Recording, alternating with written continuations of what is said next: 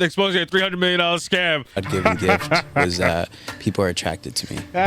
People just naturally gravitate towards me. My circle of influence started growing so natural. I love that. Today we're investigating one of the hardest cases people of are my naturally career. attracted to me. $300 million private equity company called Goliath Ventures, where the CEO was taking private planes, buying Rolls Royces, expensive mansions, while claiming that the whole thing was audited, back to 115%. They even took retiree money. I mean, what could go wrong? And when I was called to investigate them 6 months ago, I really had no idea what I was stepping into. Little did I know, this would be one of the toughest cases of my career. Okay. This is intro.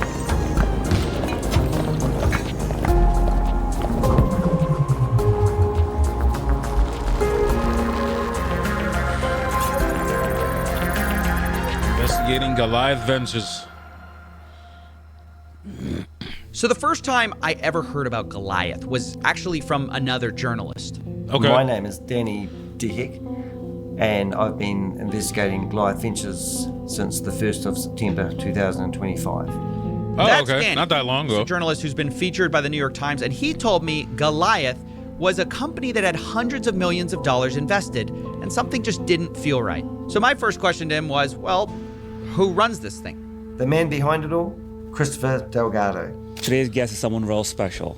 My friend, when I heard your story, I just zoned into it. I'm like, I have to have this gentleman on my podcast. Not one person, and I do my research, my team does a lot of research, we call people, and not one individual came back negative. Chris, welcome. Thank you for having me, KB. Chris, where you come from? I'm originally from California.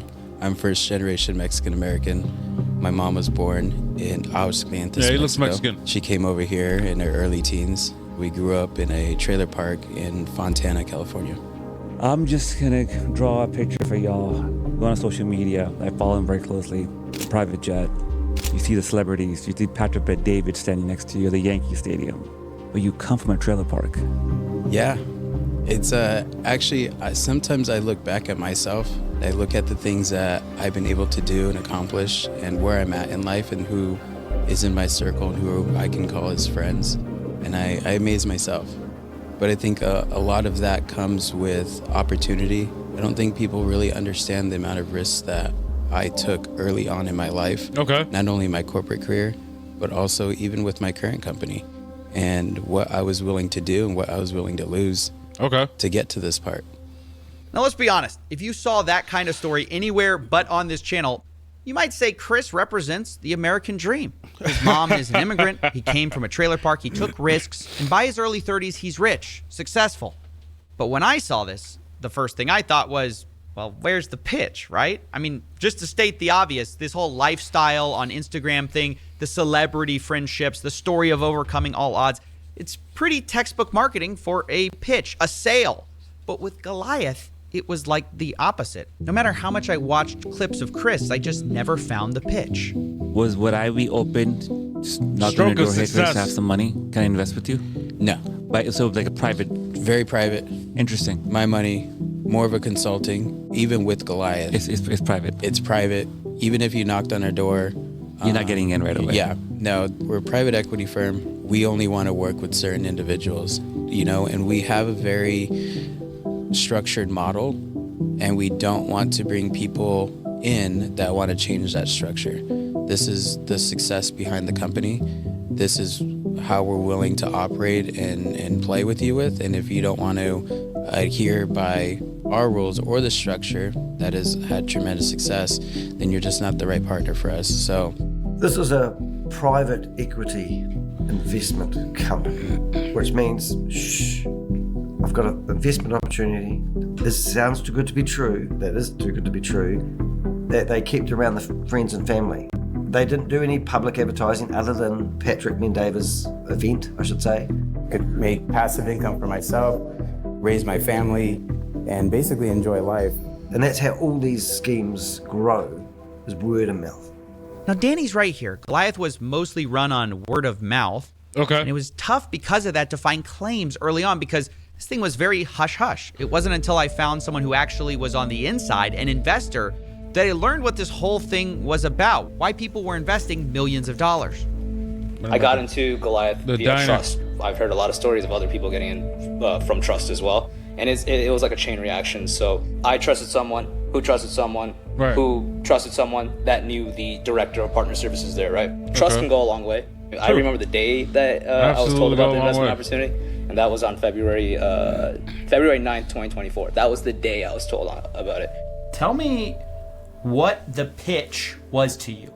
You know, these guys within this private joint venture fund, they invest the money into liquidity pools. Liquidity And pools. I'm not going to tell you that I know I'm an expert in liquidity pools. I kind of knew how it worked. Sure, the returns were crazy, but I thought they were onto something. And there it is.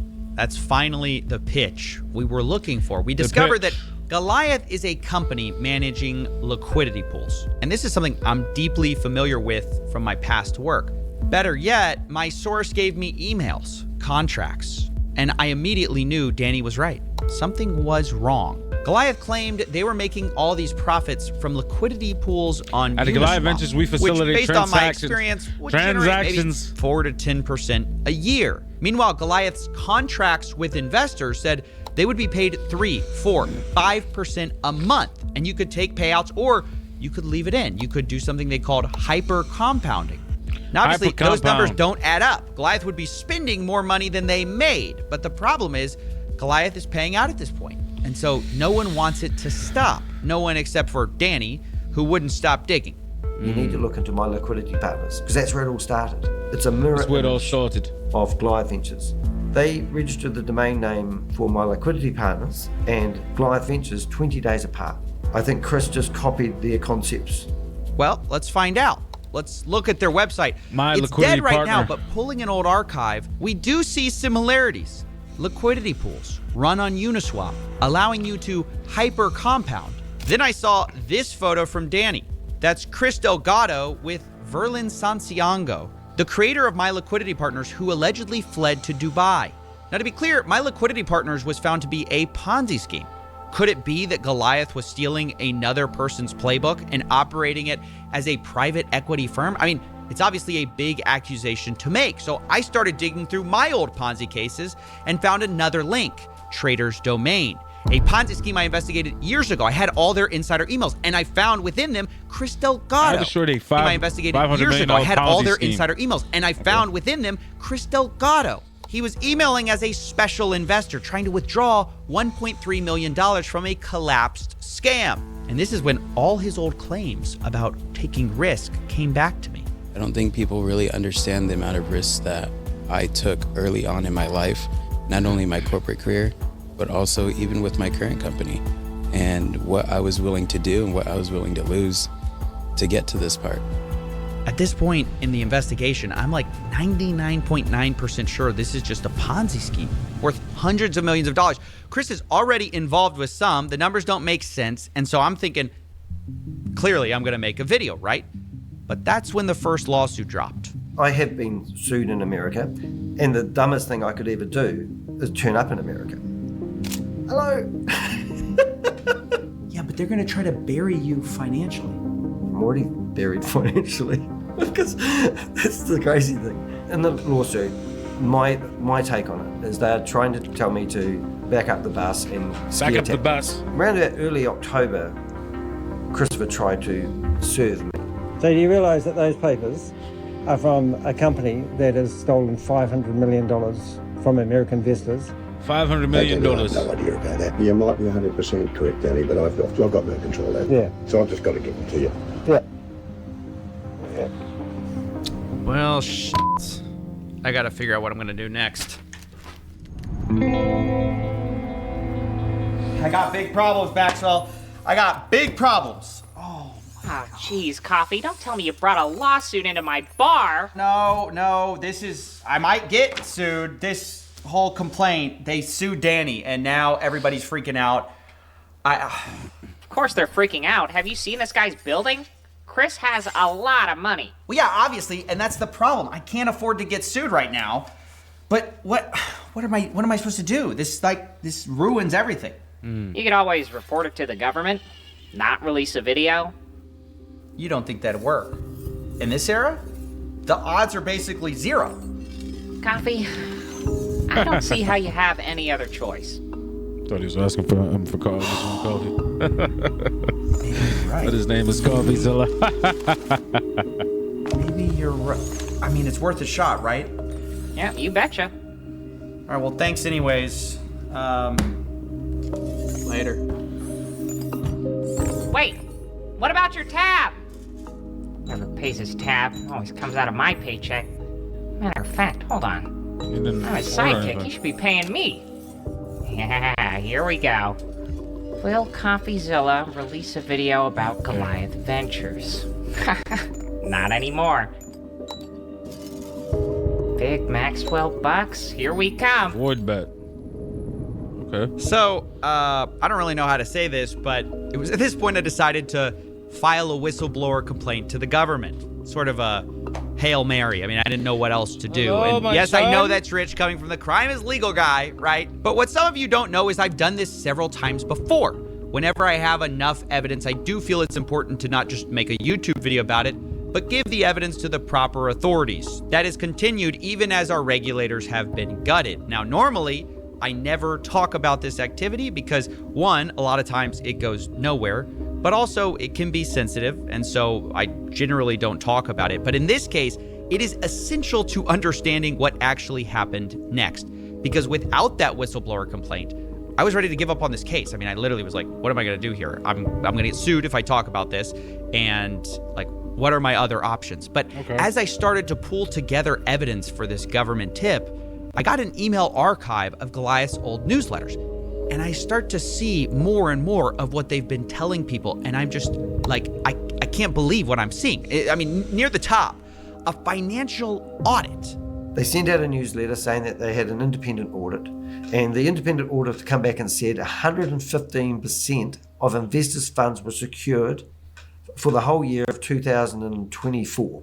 So to be clear, this is an announcement of an audit sent to investors to reassure them Goliath was backed 115%. Now, the key question is, who's the auditor? Who did the audit? Well, it turned out it was Black Block Management Services. Block Management Services. Just the name of that company got people pretty confused right away. I was on the phone to a fire lady, and she was raving on about he's been in Forbes magazine. And I'm going, they pay for this. It's common. It's a sponsored advert. No interviewer, no name. And the funniest one, well, it wasn't funny, but they said, but they are part of, they're invested with BlackRock. Play for the last Ultra? Let's go. Playing for the last Michelob Ultra. Oh, shit. And I go, no, it's Black Block. Black Block. And I said, go to my Black Block, it's very confusing, .com. And it's not, and that's in the contract. You've just misheard it. So Black Block, a fly-by-night company, not BlackRock, the world's largest asset manager, is the actual people who audited this company. They are led by a guy named Matt Burks, and he's going to be very important to our story because this is when I started to first hear about retirement funds. You want to know more nonsense? Those retirement funds that they rolled over. Or I'm still actually confused as to how they were able to take other people's retirement funds. They took people's retirement funds? Yeah. So people rolled over their IRAs, and I'm not saying that's as in I know anybody who did this, but that's what they also promoted the retirement fund stuff. They promoted that? Yeah, as in like they had like this team doing, I think it was Pierce Curry is from what I've WealthMD? heard the name. Yeah, something like that. Now you can see the recognition from me there. My WealthMD was this program WealthMD, I had seen Wealth pop up Management over Doctors. and over again. Oh. Well, if you go to their page, who do you Wealth find Management behind Doctors. it? None other than Matt Burks. Wealth The same Management Doctors, person they're just behind the doctors who do wealth audit management. company, BlackBlock, is the founder of MyWealthMD, and I got a copy of their investment contract. What I noticed is it looks very similar to Goliath's, but it gave you lower profits, only 2% a month for the first $1 million. And to Put make it there in stranger, Bitcoin in Goliath USDC. Ventures was nowhere mentioned on their contract at all. Not only that, the website was clearly catered to older people, which concerned me. Unlike Goliath, they had videos of retirees endorsing the company. Definitely recommend them in particular for any financial retirement goals. Yeah, I'd feel very confident giving his name out to any of my friends or relatives. I would recommend to anyone, friends, people I care wouldn't about, recommend shit, have Dan. him meet with them and discuss their issues, because I feel sure he can help. Now, I guess the question is this related to Goliath if their name's not on the contract? Well, that's when Danny found an insider meeting between Goliath and Matt Burks, explaining how they'd be managing retirement funds through MyWealthMD. It's $1 trillion market, retirement accounts. So on qualified money, yes, essentially the way it works is whatever percentage they get paid, the fee over that just gets split between the referring partner or director and WealthMD. That's how it works. WealthMD does all of the work. What's the split? You're responsible for zero. It's just half and half. You do zero work. Zero work for you. This is a room of basically recruiters for Goliath Ventures, and what they're told is they could get retirement money and funnel it into MyWealthMD, who would manage the back end and split profits with them. And then someone asked, when can we start doing this? For us. This is going into effect right now. Right now it's available. Real right quick. Now. Yeah. Time out. Right. Time out. Sit before you don't get too excited. If someone is currently at a job, they have a 401k, thrift savings plan, something like that, that money we can't touch. Right. If they are currently making contributions into a plan, it is not eligible for rollout in service.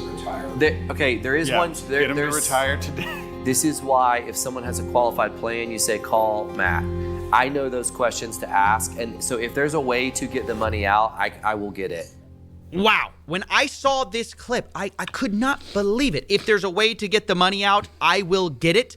I mean, they were scheming to get retirement money, which types they could legally get. And from the testimonials on their website, it sounds like they did that. We would meet yearly, and usually every time I came in, it was a pleasant surprise. The accounts going up, or they would find new accounts out there that I could transfer funds from one account to another and make a bonus money.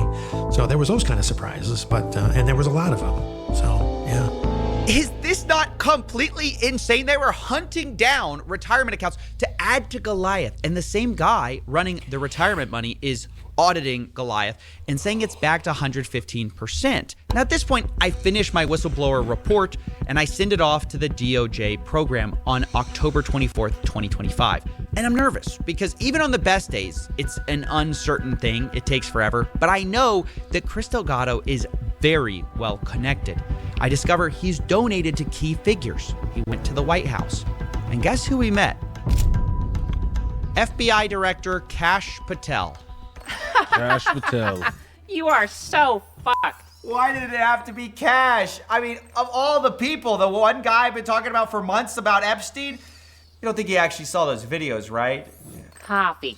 It's a side channel. Nobody cares about the Epstein files. Well, these videos have like a few thousand views. 1 million views, yeah. Yeah, you're fine. Don't worry about it. Okay. Well, if you think so, I mean, I'll trust you, right? Because it actually gets worse than that. I mean, the worst part is that it doesn't stop there. He kind of, said that he might have Kash Patel in his pocket. I have heard statements from Chris where he reckons that he's got Kash Patel in the bag. What does that mean? That means that he thinks that if he gets in the shit, that he's got Kash Patel. You just have to imagine my morale on this case. It is at an all-time low at this point. I mean, let's look at the facts. Chris has retiree money. Supposedly, he claims he has Kash Patel. And what do we got? Well, Danny is getting sued by Chris. He's already broke. I'm being sued in a separate case. I'm trying not to go broke. And I'm thinking, we can't do this. This case is literally David versus Goliath. The deck is stacked, except instead of David, we have Danny. And instead of Goliath as a giant, he has frosted tips and a few $100 million. Or at least we thought he had a few $100 million. We weren't exactly sure. I mean, soon we learned he probably wasn't as liquid as we thought. Ponzi schemes have a way of doing that to you. We heard from numerous sources that some people weren't getting paid in November. And then later on, we found out that it went back to October, that people had actually started missing their dividends. So this is honestly the nightmare scenario that we were always trying to avoid, because when payments freeze, this is when it starts to hit the retirees, the investors, the hardest. They start to panic. They genuinely thought this thing was audited, backed. They were told that. And then they're scared to talk now too, because Danny is getting sued. So at this point, it's November 2025, and I feel like I don't know what to do. So I just reach out to Chris Delgado. I don't know if I'm going to do a story, but I demand to see the Black Bloc audit details. Chris responds. He can't show me because he says that auditor is a witness in his case versus Danny. I ask how much money Goliath manages. Chris responds, hundreds of millions. Finally, I address the delayed payments. Chris claims he had to freeze the funds for a full forensic audit, and then says that they're actually going to be resuming. The next payments would come December 15th. Now, I was kind of surprised because that was only in a month that we'd find out the truth. Unfortunately, I later learned this is also what the investors were told. I think that was just pulled out of his ass to make sure it wouldn't be awkward at the Christmas party. Which we had people inside the event who had got through the security and were filming the inside of this event with Jason Derulo. This was like a big $5 million event that was just over the top. The people that we had in the event were telling us that it was no expense spared. Meanwhile, all money was frozen. I think it was on the 10th of December. And then Christopher took off back to Dubai on the 15th of December. And that was disgusting at that time. So right before payments are supposed to come out, they have this big $5 million party with Jason Derulo. Investors are feeling good. And then, of course, the 15th arrives. Nobody gets paid. And, I don't know what to do. I feel terrible for people, but at the same time, nobody's talking. There's still this threat of a lawsuit. And I've contacted at least probably 100 people for this story at this point who had money in Goliath or knew about Goliath. And basically, almost all of them are terrified or embarrassed. And at this point, I'm wondering if I can't get people on the record, how else can I establish from 99.9% to 100% that this thing is just fully fake? And that's when I did some more digging. Specifically, I wanted to focus on a certain map I had seen. This is a map of Goliath Ventures money. It's something I put in my whistleblower report, and it basically explained how they claimed the money would be sent around. Basically, people were wiring money into Goliath that goes to Coinbase. Eventually, that's sent to Uniswap for liquidity pools, which then they paid people out of. And I realized, if this was on the blockchain, we should be able to see proof of this, like trace it back to these supposed liquidity pools. But where do we start? Well, I had some victims' crypto payout wallets that I decided to use. I traced them backwards through the payments because in theory, if Goliath is really using those liquidity pools, I should see payouts coming from wallets connected to them, right? And eventually, after I had done that, what did I find?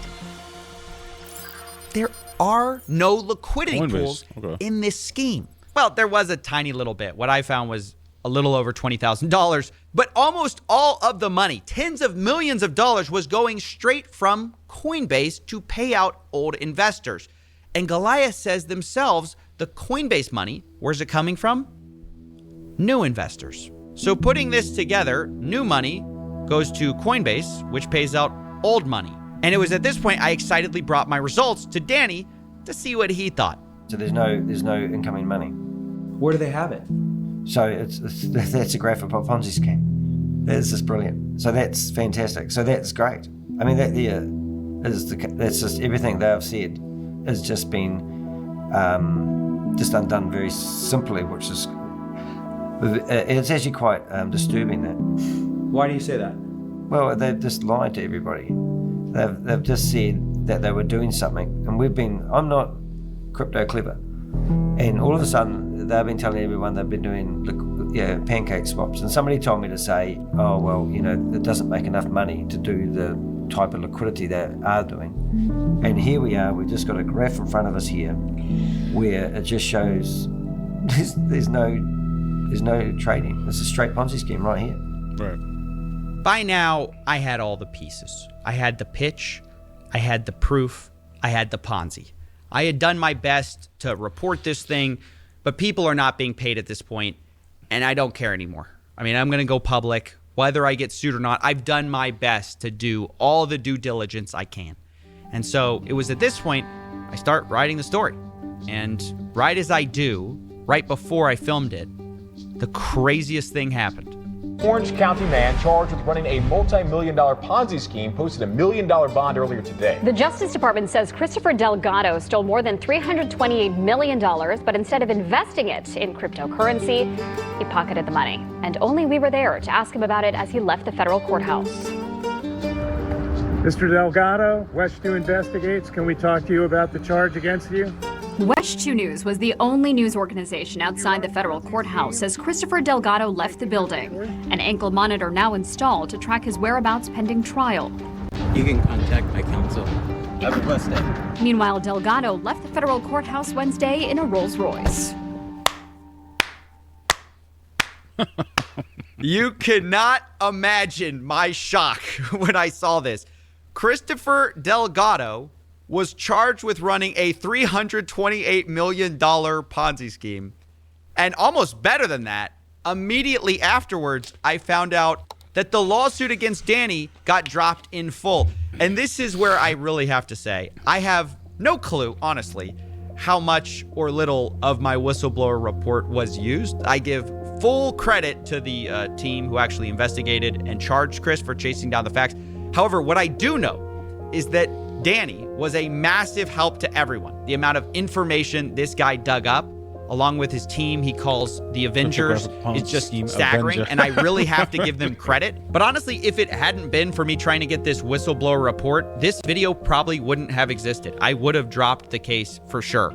It was only chasing down those last things, trying to prove this, even though I knew there was really nothing I could do, that drove me to get to this point. And given that Danny was such a huge part of that, I'll link his Ko-fi account if you want to support his work. He didn't ask me to say this. I'm doing it because I happen to know that financially he's not doing amazing. Let's just say investigative journalism, when you're being sued, is not very easy and you need lots of support. But honestly, this whole thing felt surreal, and I knew Danny had to be my first call when I heard the news.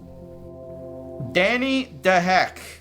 We finally got the news that Chris Delgado got arrested today. You were the first person I had to call. What was that like emotionally?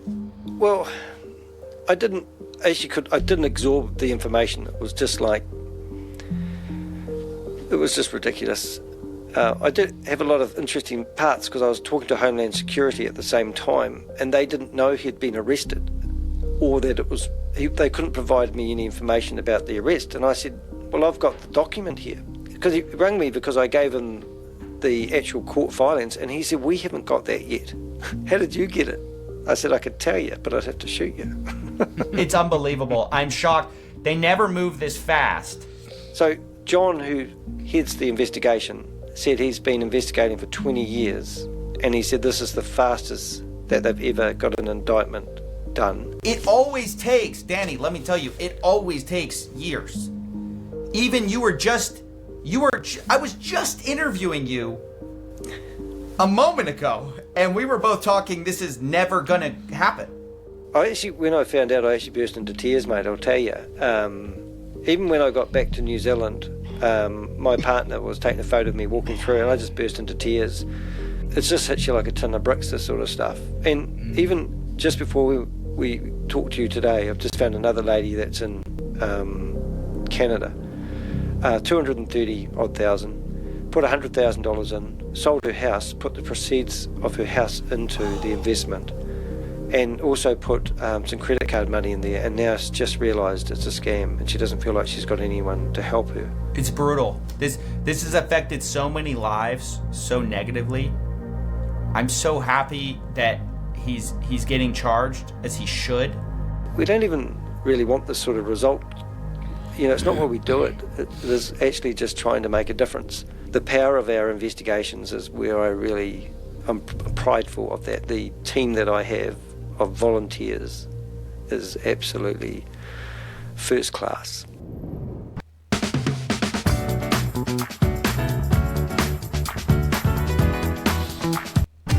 Okay. I can't believe we got it. We got it. Oh yeah. Mm-hmm. Yeah. What are we celebrating? The bet finally paid off. Yeah. Wait, you knew about the bet? Of course. What do you mean? It's your idea. Go all in. Okay, all right. I wasn't expecting you to be so cool about it. Cash came through. Cash came through. That's what I'm talking about. All right. I never thought. I've been making fun of him for a long That's what I'm time. saying, But they got him. They got the arrest. Wait. What? Chris Delgado. They got him. Oh no. You pulled it together. I'm proud of you. Hold on, I gotta make some calls. Hey, yeah, you take whatever call you need, champ. You take whatever call you need. No, yeah. Yeah, no, the deal's off. The deal's off. Pull out. Pull out now. Oh, God. Wait. Are you crying? I can't cry. You know I can't cry. I'm very sensitive about that. I thought you'd be so happy. You sold me out. You knew the whole time, didn't you? What happened to crime is legal? That was last year. I mean, this is, I guess they catch some of them. We were wrong about that a little bit. I'm ruined. Crime is partially legal. I'm gonna have to sell my figurines. Curse you, Cash Patel. Why? Why? Well. You've made it to the last part of the video, but not the end. This is the part where we watch all the fine folks at patreon.com/CoffeeZilla who make this show possible. You guys know we don't do sponsorships. We don't shill out to private equity. Okay, this is an independent show because of you. And actually, we have a brand new investigation that just went live related to this video. We actually had a whole new investigation spawn. We opened a cold case that was basically created by a UFC Hall of Famer who exposed a Ponzi scheme. Super interesting story. And it intersects with this one in a fascinating way. You'll see some players from this. And it's only available right now on patreon.com/CoffeeZilla, as are all early episodes ad-free. So if you enjoy this video, you enjoy content like this, be part of what makes it possible. We really appreciate it. Sorry, this one took so long. As you can see, we put everything into each episode. So thank you again. And I'm going to go watch and admire, really frankly, the names that could be you next episode. There's a lot.